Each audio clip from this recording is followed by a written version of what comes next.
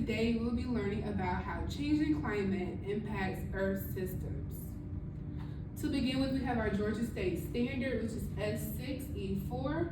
We're going to obtain, evaluate, and communicate information about how the sun, land, and water affects climate and weather. With that, we also have our learning objective, which is students will analyze how current changes in global climate impacts Earth systems. In this case, we have the ecosystems, the hydrosphere, coastal processes, and the agriculture. So now, to begin with, we have how climate change impacts Earth systems. Once again, as previously stated, into 4 categories, starting with the ecosystems. Species move to new areas as temperature rises. Some plants and animals struggle to survive due to these elements, okay? Number 2, the hydrosphere. More droughts in some places, and then you have heavier rainfall in other places. The glaciers will melt, reducing fresh water supplies. This isn't good for our animals. Number 3, we have the coastal processes. This is when sea level rises and cause more flooding. Also with stronger storms increasing coastal erosion. Lastly, number 4, which is the agriculture. Heat and drought stresses crops, and extreme weather damages farmland.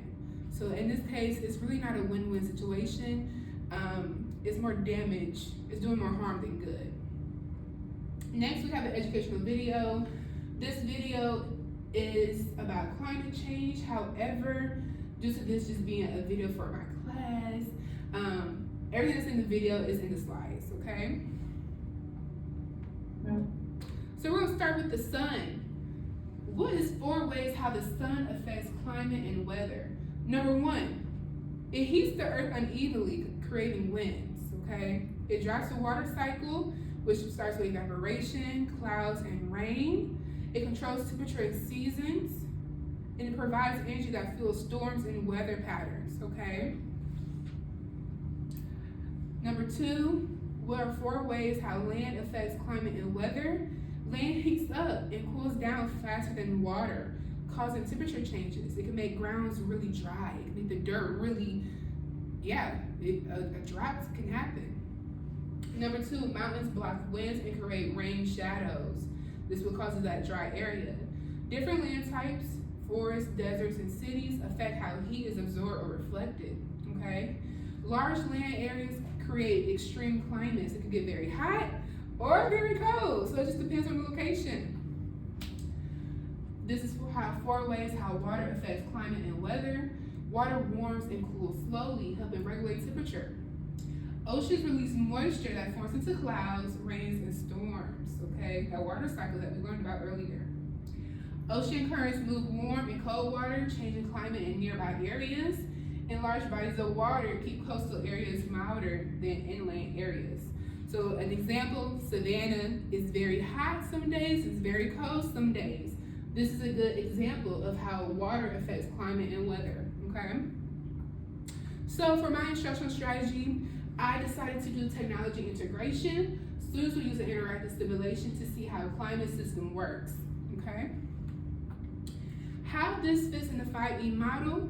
With the engage, I will start with a question. What do you notice about the sun, land, and water affect temperature and weather patterns? This will basically get the students focused on the main ideas before even exploring the simulations.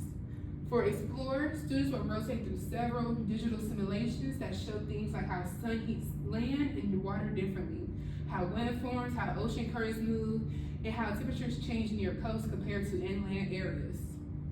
For explain, after exploring, students will share what they learned from the simulations, and I will use their observations to cover key concepts in case anyone missed it. For elaborate, students will then use a final simulation to apply their understanding to real-world situations. They will predict whether in coastal inland areas or coastal areas. They'll explore how changing sunlight affects wind patterns or model how warm and cold ocean currents influence climate. And then lastly, evaluate. To come and put everything together, students will complete a short digital reflection or quiz based on the simulations they learned about how the sun, land, and water work together to shape climate and the weather. Why this strategy supports student learning? For one, active learning. Students interact directly with simulations, adjusting variables, and seeing immediate results, which keeps them engaged. Number two, collaboration. Students can discuss what they're finding with classmates, working with these simulations, sharing ideas, and asking questions. Number three, multiple representations.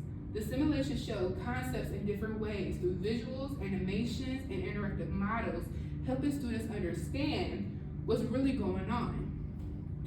Number four, critical thinking. Students analyze what happens when they change variables, compare patterns, and make predictions based on evidence from the simulation.